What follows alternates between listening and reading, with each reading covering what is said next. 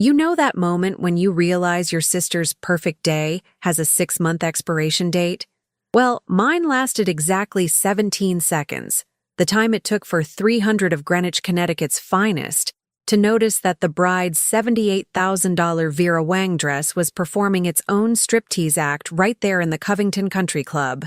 I'm Thea Remington, 29, assistant editor at Vogue, and proud architect of the most spectacular wardrobe malfunction in Connecticut high society history. If that makes me sound vindictive, just wait until you hear what my darling sister Pearl did to deserve it. Sisters are supposed to share clothes, not destroy them and gaslight you about it afterward. 2 years before Pearl's wedding catastrophe, I was preparing for my graduation from Parsons School of Design. 6 grueling years of all-nighters, caffeine addictions, and rejections had finally paid off. I wasn't just graduating. I was launching.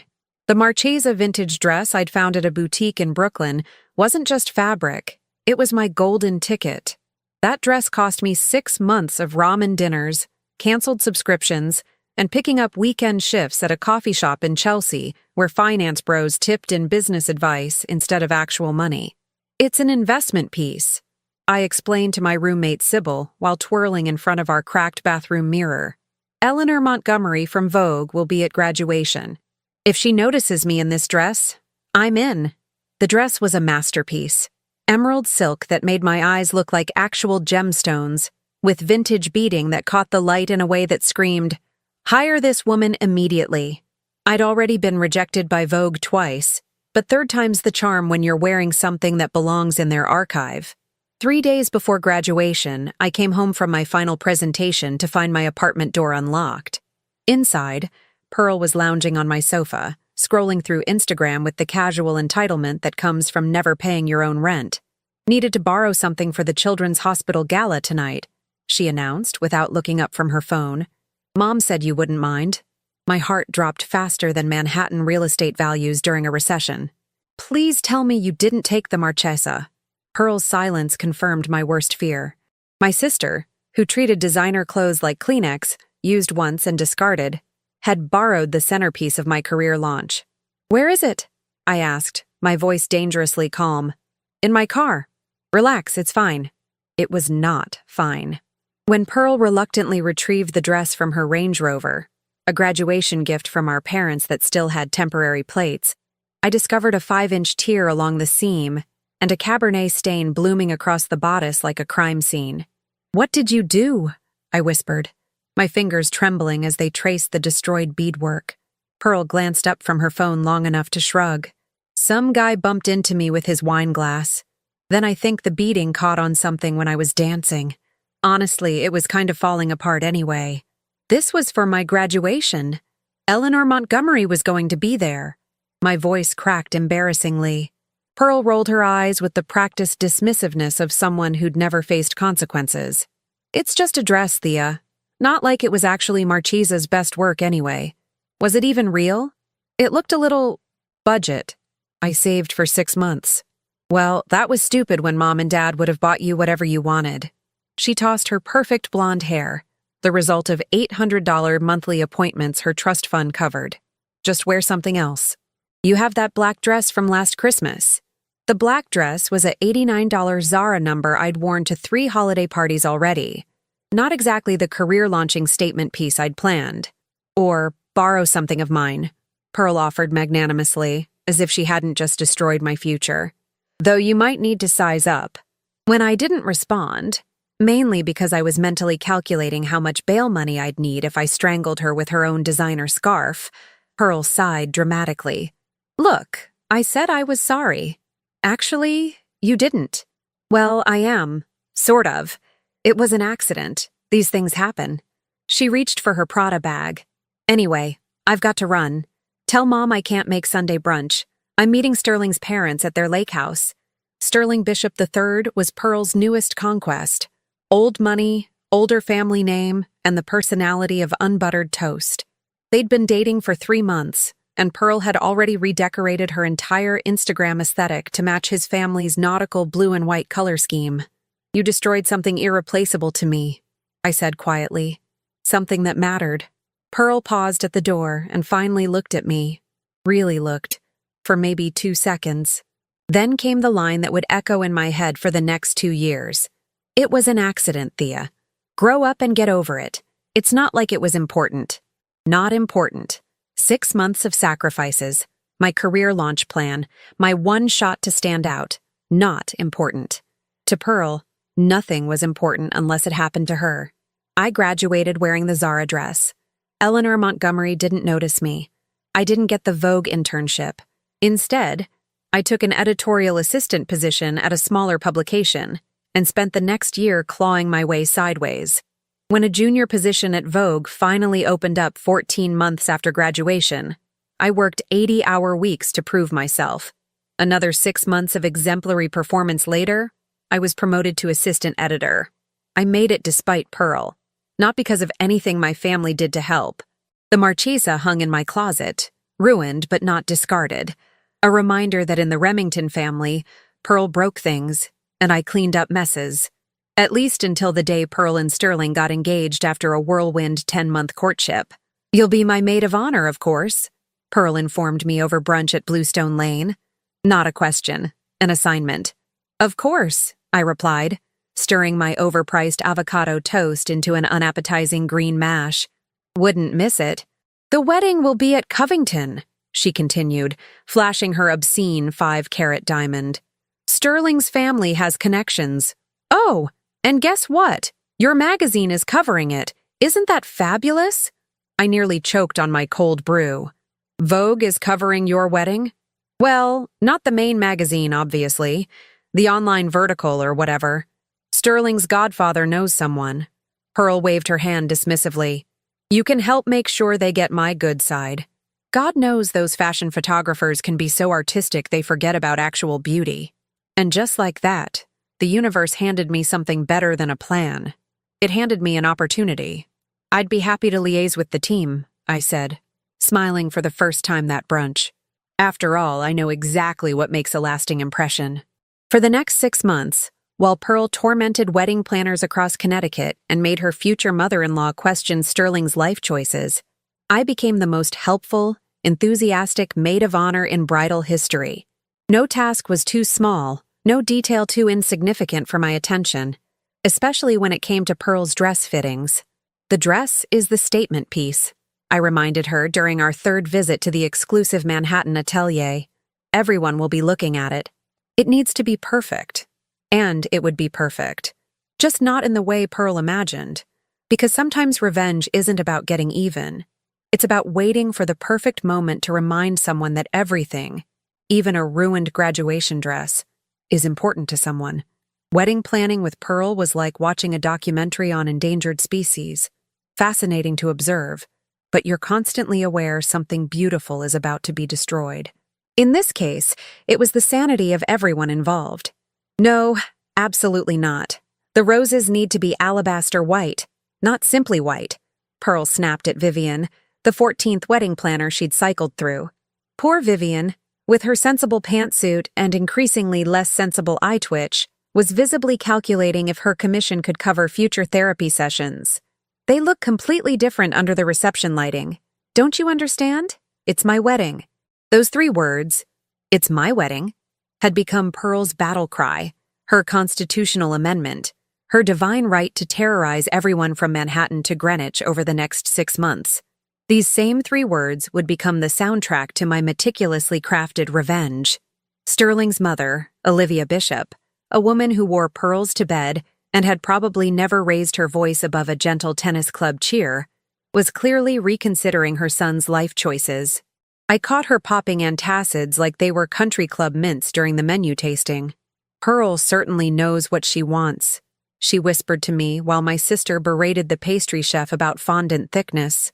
The woman was desperately trying to find something positive to say, like complimenting a tornado on its impressive wind speed.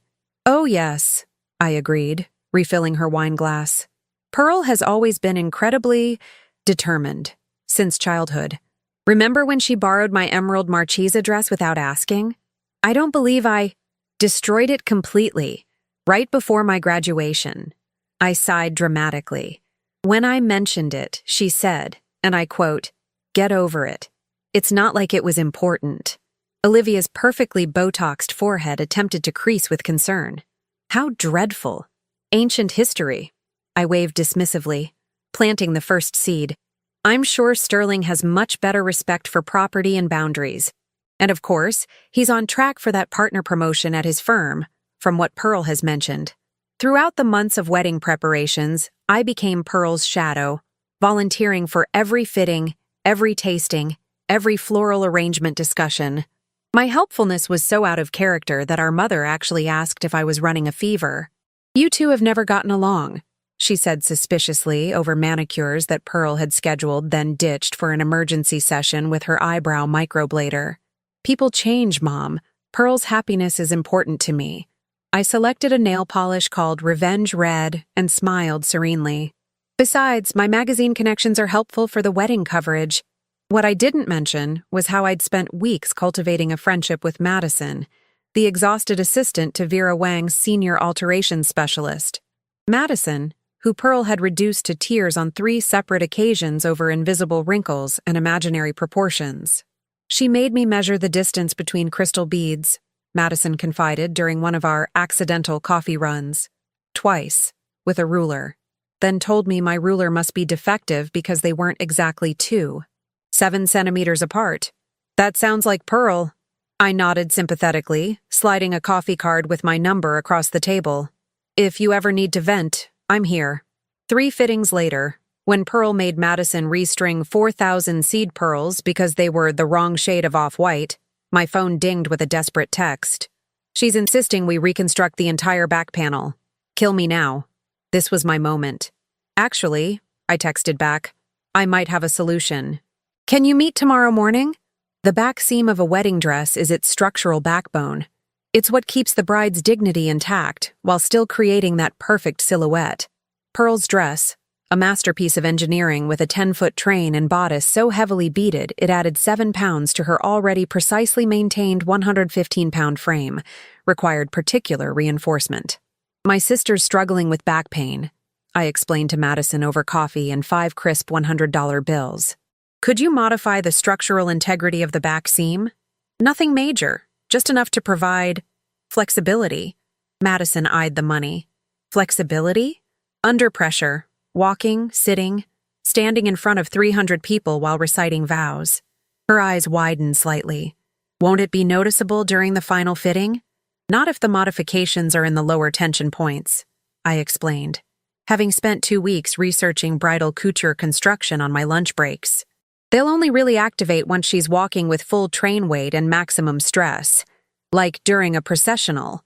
Madison bit her lip, and for a moment I thought my plan might unravel. Then Pearl called her phone, and I watched the assistant physically flinch at the ringtone. She wants to know if we can move tomorrow's 9 a.m. fitting to 7 a.m. because her morning juice cleanse arrives at 8:30, Madison said after declining the call. I slid another $100 across the table. For your alarm clock adjustment. The dress alteration was only Phase 1. Phase 2 required infiltrating the Vogue digital team assigned to the wedding. As assistant editor, I wasn't exactly commanding respect, but I did have access to meeting schedules and email chains. I just think we should ensure we have comprehensive coverage, I suggested during the pre-wedding editorial meeting. Front angles capture emotion, but rear angles capture the architectural elements of couture. The train, the draping, the structural integrity. Thea's right, agreed my supervisor, who was about as interested in Pearl's wedding as I was in Sterling's golf handicap. Get both perspectives. The bride's sister has an excellent eye for detail. I've always been thorough, I smiled modestly. It's important to capture everything. The week before the wedding, Covington Country Club transformed into Pearl's personal kingdom. Sterling's family had spared no expense, at Pearl's insistence. The floral budget alone could have funded a small nonprofit for a year. Pearl became increasingly unbearable as her big day approached. She fired her makeup artist for suggesting a slightly warmer lip tone. She reduced her fitness trainer to tears by accusing him of sabotaging her arms with excessive tricep work. She even snapped at Sterling when he suggested a honeymoon location without checking her pre-approved list. Through it all, I was the perfect sister, attentive, supportive, and meticulously documenting every bridezilla moment in a private album titled Receipts. The night before the wedding, during the rehearsal dinner at Covington's exclusive River Room, Pearl clinked her glass for an impromptu speech. "I just want to thank everyone for making my vision come to life," she announced to the room of exhausted wedding professionals and family members with thousand-yard stares. "Especially my sister Thea, who's been surprisingly helpful." She turned to me with a condescending smile.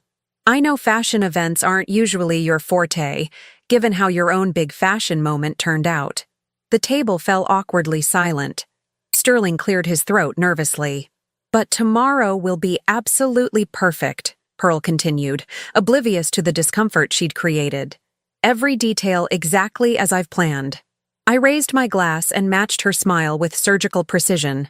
"To perfect moments," I toasted, "and getting exactly what you deserve." That night, I slept better than I had in 2 years, dreaming of seams under pressure and the precise mathematics of structured failure. Morning arrived with picture-perfect weather, sunny with decorative clouds that looked photoshopped into the Connecticut sky. Pearl had probably threatened Mother Nature personally. The Covington Country Club buzzed with activity, florists making final adjustments to the 22 floral installations, catering staff preparing for the 5-course dinner, and the Vogue team setting up strategic photography points.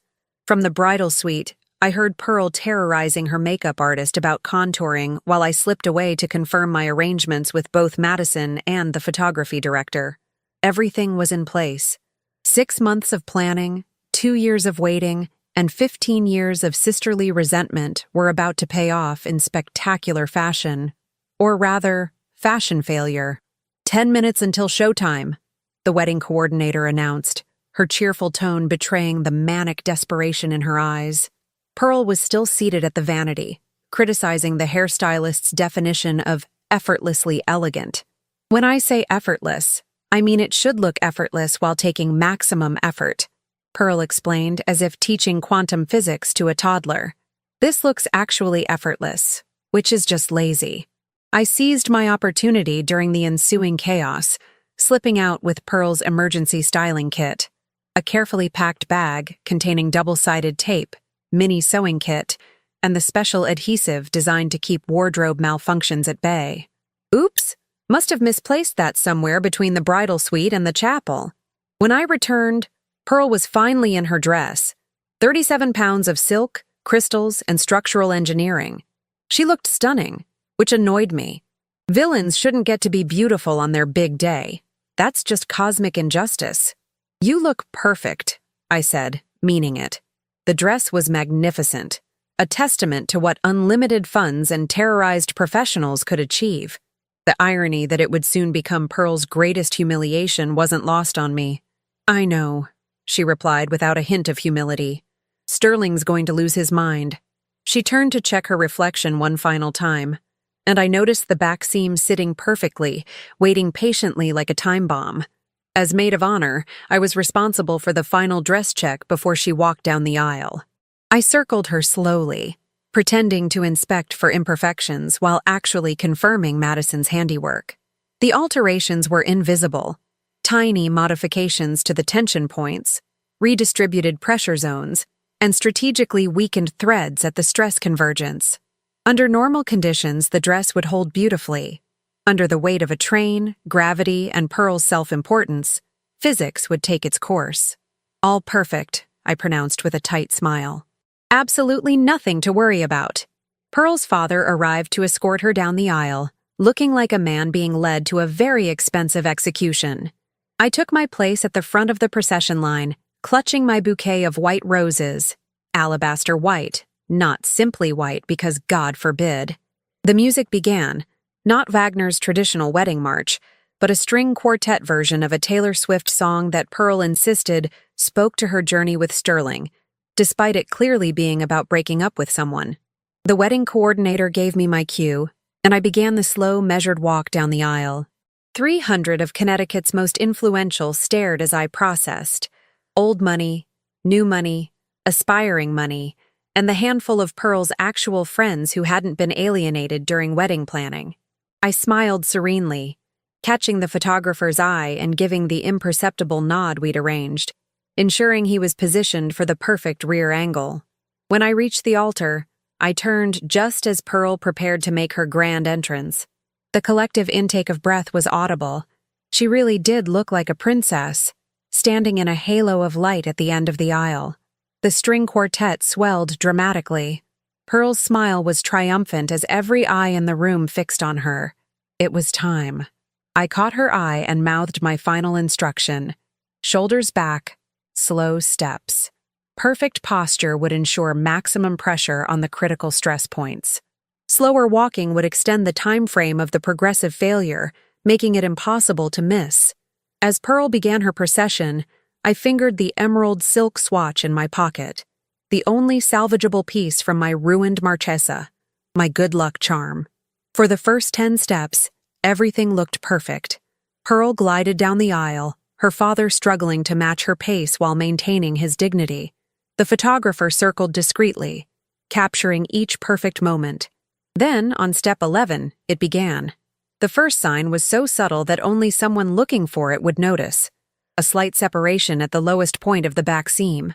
Just enough to reveal a hint of Pearl's something blue, the La Perla lingerie she'd special ordered from Paris. By step 15, the separation had widened imperceptibly. 2 more steps, and it increased by another centimeter. Pearl, focused on her adoring audience and Sterling's awestruck face, noticed nothing. The genius of Madison's alterations was their progressive nature. This wasn't a catastrophic, immediate failure. That would have been merciful. Instead, with each gliding step, each shift of weight, the seam continued its methodical surrender to physics and karma. I watched the exact moment awareness rippled through the crowd. It started with the guests in the back rows, the slight widening of eyes, the discreet nudging of elbows, the poorly suppressed reactions. Like a wave, the awareness moved forward row by row. Pearl remained blissfully oblivious, basking in what she assumed was the collective admiration of Greenwich society. In reality, she was creating the most memorable wedding entrance in Covington Country Club history, just not for the reasons she intended. The photographer, true to our arrangement, captured everything from the perfect angle, the progressive revelation, the growing reaction, and Pearl's continued confident stride, completely unaware of her impending social doom. By the time Pearl reached the halfway point, the back of her dress had separated enough to fully display her something blue to the entire back half of the assembled guests. Sterling's grandmother, a formidable woman who still referred to television as the picture shows, looked like she might faint. Sterling's business associates, conservative banking executives with wives in sensible pearls, were suddenly finding the ceiling architecture fascinating. I maintained my serene bridesmaid smile, though inside I was experiencing the kind of satisfaction that probably required therapy to address. This was better than I'd imagined. Not just a wardrobe malfunction, but a slow-motion social catastrophe playing out in front of the exact people Pearl had spent her entire life trying to impress. Pearl reached the altar steps, still oblivious, her smile radiant. Sterling's expression, however, had transitioned from love-struck to confused concern. He clearly saw something wasn't right, but couldn't figure out how to communicate. The back of your dress is completely open, in front of everyone without creating a scene. The minister began the ceremony with practiced solemnity. Dearly beloved, we are gathered here today. I watched Pearl's face, counting down the seconds until awareness would strike. Sterling was desperately trying to signal something with his eyes. His best man looked like he was witnessing a car crash in slow motion. The front row guests, now with full view of the situation, were exhibiting physical symptoms of secondhand embarrassment. And then it happened. Pearl felt it. The slight breeze where no breeze should be. The whispers that couldn't be explained away as emotional wedding guests. Sterling's increasingly panicked eye movements. She reached behind her, attempting to seem casual, and her fingers found nothing but air where fabric should be. Her face transformed from bridal bliss to dawning horror. I watched the color drain from her cheeks as she realized what was happening. She turned slightly, trying to assess the damage without being obvious, and caught my eye. In that moment of sheer panic, I leaned forward and whispered the words I'd been waiting 2 years to say. It was an accident. Grow up and get over it. It's not like it's important. Recognition flashed in her eyes. First confusion, then realization, then pure, unfiltered rage. She knew. She knew exactly what I had done and why. But what could she do? Run screaming from her own wedding? Announce to 300 guests that her sister had sabotaged her dress? There was nowhere to go, no exit strategy, no way to salvage this moment except to continue with as much dignity as one can muster while displaying designer lingerie to Connecticut's elite. As Pearl turned back to the minister, attempting to proceed while using her bouquet as a partial shield, I caught Madison's eye from her discreet position near the back. She gave me the slightest nod, professional recognition of a job well executed. The ceremony continued in an atmosphere of exquisite discomfort. Pearl, now holding her bouquet behind her in a death grip, recited her vows through clenched teeth. Sterling looked like a man trying to solve a particularly complex math problem while his house was on fire. And I stood there, the perfect maid of honor, supportive and attentive, already mentally drafting the email I would send to the Vogue digital team about the unfortunate technical error that would soon share Pearl's humiliation with the world. If you've never watched a bride try to complete her wedding vows while simultaneously using a bouquet as a makeshift dress repair, let me tell you, it's the kind of entertainment money can't buy. Except I did technically buy it, for exactly $600 in Madison's alteration fees, which might be the best return on investment since Bitcoin's early days. Pearl's face had settled into a frozen smile that would have concerned her Botox technician. A rictus of pure social panic held together by sheer willpower and generations of WASP training. Meanwhile, Sterling looked like he was mentally calculating the deposit losses if he called the whole thing off right then. "I now pronounce you husband and wife," the minister finally declared, looking relieved to be nearly done with whatever fresh hell was unfolding before him. "You may kiss the bride." Sterling leaned in cautiously, like a man approaching an unexploded bomb. The kiss was quick, the kind you give when you're not sure if your in-laws are watching, or if your new wife might actually bite you. The guests applauded with the desperate enthusiasm of people who had collectively decided to pretend nothing unusual was happening. As the recessional music began, Pearl faced her first strategic dilemma: how to exit the chapel without fully displaying her something blue to everyone who hadn't yet enjoyed the view. She locked eyes with me, her expression clearly communicating that fratricide was now on her to-do list. "Need some help, sis?" I whispered sweetly, positioning myself behind her. I could walk very close and block the view.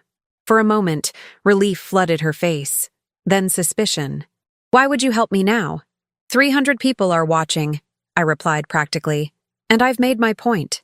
With no better options, Pearl allowed me to position myself strategically behind her. We began our recessional walk, Pearl clutching Sterling's arm with one hand and holding her bouquet behind her with the other, while I followed close enough to provide partial coverage. From the front, they looked like the perfect couple. From the back, it was clear that the bride was experiencing a wardrobe situation that would feature in Greenwich therapy sessions for years to come. The true genius of my plan revealed itself during the post-ceremony photography session. Pearl was trapped in a couture nightmare, unable to cancel the photographs without explaining why, but equally unable to pose from anything but the front angle. "Let's get some shots from behind to showcase the train," suggested the photographer with practiced innocence. "No." Pearl's response was so sharp it could have cut glass. "I mean, let's focus on faces, emotions, the front parts." The photographer looked confused. "But the back detail of the dress is extraordinary. Vera Wang's team specifically requested." I said no. Pearl's voice had dropped to a dangerous register. I stepped in smoothly. "What my sister means is she'd prefer to start with frontal shots and save the architectural details for later. Perhaps after the reception? When everyone's more relaxed." The photographer shrugged and adjusted his plan. Pearl shot me a look that was 1 part gratitude, 9 parts murderous intent. During the cocktail hour, Pearl disappeared with her emergency styling team, no doubt attempting to MacGyver the dress back together with whatever tools were available. I circulated among the guests, playing my role as the supportive sister while collecting reactions like rare butterflies. "Is the dress supposed to be modern like that?" asked one of Sterling's elderly aunts, clearly struggling with the concept of visible lingerie at a Presbyterian wedding. "Pearl's always been a fashion-forward bride," I replied diplomatically. Sterling's father, a man who looked like he'd never been comfortable a day in his life, cornered me by the champagne tower. "Is this some sort of statement? Some New York fashion thing?" "Oh, Mr. Bishop," I said with practiced concern. "These designer dresses can be so unpredictable, but Pearl's handling it with such grace, don't you think? Not everyone could maintain their composure after such a revealing ceremony." When Pearl finally emerged for the reception entrance, she'd undergone emergency alterations. Someone had managed to safety pin the dress into submission, and she'd wrapped a decorative shawl around her shoulders that suspiciously matched the table runners. It was a valiant effort, but like putting a Band-Aid on a shark bite, technically addressed but fooling absolutely no one. "Ladies and gentlemen," the DJ announced, "please welcome for the first time Mr. and Mrs. Sterling Bishop III. The guests rose, applauding with renewed enthusiasm, now that the bride was appropriately covered. Pearl's smile had regained some of its confidence as she and Sterling took to the dance floor for their first dance, a carefully choreographed routine to an acoustic version of a song whose lyrics Pearl clearly hadn't analyzed beyond the title. I watched from my maid of honor table, savoring the moment like a fine wine. Phase 1 had been executed perfectly, but revenge, like a good editorial feature, requires proper follow-through. During my maid of honor speech, I was the epitome of sisterly affection, sharing carefully selected childhood anecdotes that seemed sweet on the surface, but reminded everyone present that Pearl had always taken what didn't belong to her. Even at 5 years old, I reminisced fondly, Pearl knew exactly what she wanted and exactly how to get it, whether it was the last cookie, my favorite toys, or apparently Sterling's heart. Gentle laughter rippled through the crowd. She's always lived by her own special motto, "Take what you want, and don't worry about the damage." I raised my glass to the increasingly uncomfortable couple. To Pearl and Sterling, may you always get exactly what you deserve. The reception proceeded with manufactured joy, Pearl's humiliation temporarily papered over by alcohol and social conditioning. But while guests danced and pretended the ceremony had been completely normal, I was busy with Phase 2. The Vogue digital team had captured everything. Multiple angles, high-definition close-ups, the progressive revelation of Pearl's bridal lingerie to Connecticut's most conservative families. As maid of honor and Vogue liaison, I had first review of the photos before they were processed for the digital feature. "These are all unusable," I told the lead photographer with manufactured disappointment while discreetly selecting the most devastating images for a separate folder. "We'll need to focus on the reception coverage for the feature." "That's a shame," he replied, genuinely disappointed. "I got some incredible architectural shots of the dress in motion. The back detail was actually quite dramatic." "Yes, well, sometimes fashion makes unexpected statements," I said diplomatically. "Send everything to my work server for review before final selection." By midnight, the reception was winding down. Pearl and Sterling departed for their honeymoon suite, where they would spend the night before flying to Bora Bora the next morning. Pearl hugged me with brittle affection during their exit, whispering between clenched teeth, "I know what you did." I hugged her back just as tightly. "Consider it my wedding gift. Something borrowed, something blue, something completely ruined." After the newlyweds departed, I returned to my hotel room and opened my laptop. The photographs had already been uploaded to the Vogue server, including the separate folder of what I'd labeled architectural reference shots. 37 high-definition images documenting Pearl's progressive wardrobe failure from every possible angle. Creating a technical error in a digital system isn't difficult when you've spent 6 months befriending the IT department with weekly coffee deliveries and genuine interest in their cybersecurity concerns. Using access temporarily granted to me for photo review, I carefully configured an email redirect that would accidentally send the unfiltered photo folder instead of the approved selection. It took exactly 12 minutes to arrange the accidental email distribution of the unedited wedding photos to the entire Bishop family contact list, Pearl's social circle, and, most devastatingly, Sterling's conservative business associates. The email went out at 3:17 a.m. with a cheerful subject line, "Sneak Peek, Bishop Remington Wedding Highlights." I closed my laptop, ordered a celebratory room service ice cream sundae, and slept the peaceful sleep of the righteously vindictive. By 7:30 the next morning, my phone was exploding with notifications. Pearl had called 17 times. Our mother had called 12. Even Sterling had called, his voice message consisting mainly of uncomfortable throat clearing. I answered none of them, instead sending Pearl a single text. "It was an accident. Grow up and get over it. It's not like it's important." Then I turned my phone off, put on my sunglasses, and checked out of the hotel. The damage was done, the revenge complete, and my Emerald Marchesa, or what was left of it, had finally been avenged. Some people might call it petty. I call it poetic justice delivered with impeccable timing and professional-grade execution. They say revenge is a dish best served cold, but I've found it's actually best served in high-resolution JPEG format to 374 of Connecticut's most judgmental email addresses. 6 months after the wedding incident, as it's now euphemistically called in Greenwich social circles, I was promoted to features editor at Vogue. Not because of my sisterly sabotage, though I admit the timing was suspiciously convenient, but because the digital feature I eventually published about wedding traditions and modern interpretations broke engagement records.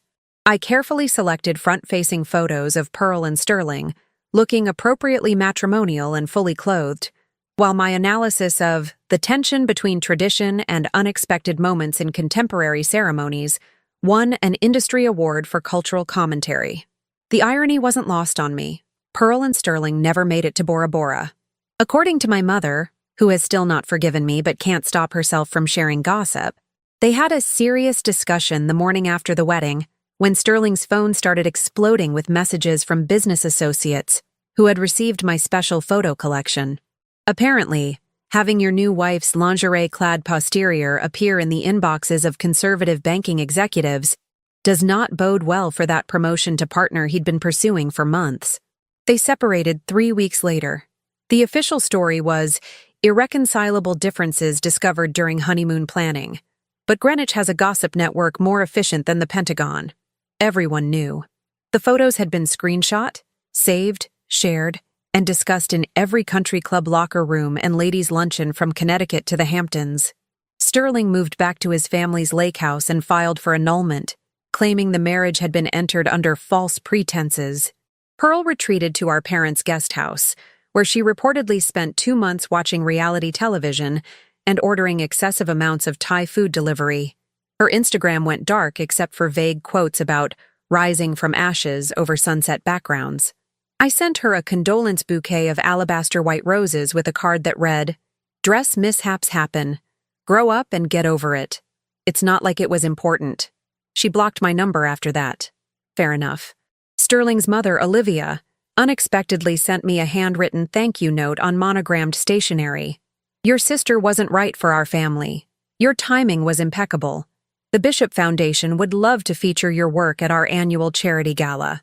Apparently, Pearl had made a fatal error at their first meeting by suggesting they replace the traditional family silver with something more modern and less grandmotherly. In Greenwich, insulting family heirlooms is tantamount to high treason.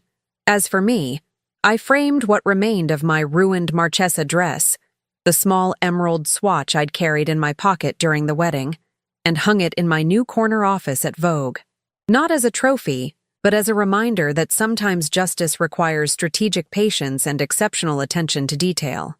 Eleanor Montgomery, the Vogue executive who hadn't noticed me at graduation, now stops by regularly to discuss upcoming features.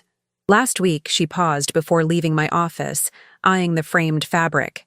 "Interesting art piece," she commented. "Marchesa?" "Vintage," I confirmed. "From their 2018 collection. Shame it's just a scrap," she said. "That particular green would have looked exceptional on you." I smiled. It did. Once. I remember now. she said thoughtfully. There was a girl at Parsons' graduation in a black Zara dress who had the most incisive portfolio I'd seen in years. That could have been you in this fabric instead. Life rarely goes exactly as planned, I replied. But sometimes the detours are surprisingly effective. She raised a perfectly groomed eyebrow, waiting for elaboration. I offered none. Some stories are better kept as personal motivation. People often ask if I regret what I did to Pearl. The answer is complex. I don't regret the execution. It was flawless, if I do say so myself. I don't regret the public humiliation. It was proportional to the offense and her dismissive response. What I do occasionally regret is that it was necessary at all. In the 2 years between my graduation and Pearl's wedding, I could have confronted her directly. I could have demanded an apology or compensation. I could have tried to repair our relationship instead of her dress. But here's what I've learned. Some people only understand consequences when they're wearing them in front of everyone they've tried to impress. Pearl and I speak now, though stiffly and only at mandatory family gatherings. She's dating a real estate developer from Boston who doesn't know the story and probably never will. She's more careful with other people's possessions these days. I consider that growth. Sterling married his college girlfriend last year in a small private ceremony with strict security and, I assume, a thoroughly tested dress. I sent a congratulatory text. He didn't respond, but his new wife follows me on Instagram, which I choose to interpret as forgiveness. My mother thinks I'm going to hell. My father secretly high-fived me at Christmas. Balance, I suppose. As for Madison, the assistant to Vera Wang's senior alterations specialist who executed my vision with such precision, she's now the head costume designer for a hit television series about wealthy families destroying each other over petty grievances. I wrote her recommendation letter. The Emerald Marchesa, or what's left of it, remains my talisman. Not because I'm clinging to past injuries, but because it reminds me that value isn't determined by what others think is important. Pearl thought my dress, my career moment, my carefully saved money were meaningless compared to her momentary desire. She was wrong. Sometimes in life, you have to engineer your own justice, stitch by carefully loosened stitch. Sometimes you have to stand back and watch as someone walks confidently down the aisle of their own downfall, beaming with the mistaken belief that they've gotten away with it.